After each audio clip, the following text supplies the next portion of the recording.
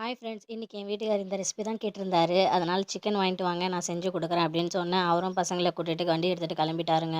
Chicken வாங்கிட்டு வந்து கொடுத்தோன்னே அதை நல்லா வாஷ் பண்ணிவிட்டு அதில் கொஞ்சம் பெப்பரு சால்ட்டு போட்டு நல்லா மிக்ஸ் பண்ணி ஃப்ரிட்ஜில் வச்சிட்டேன். அதுக்கப்புறம் பாதாம் முந்திரி நல்லா பேஸ்ட் மாதிரி அரைச்சி வச்சுக்கணும்.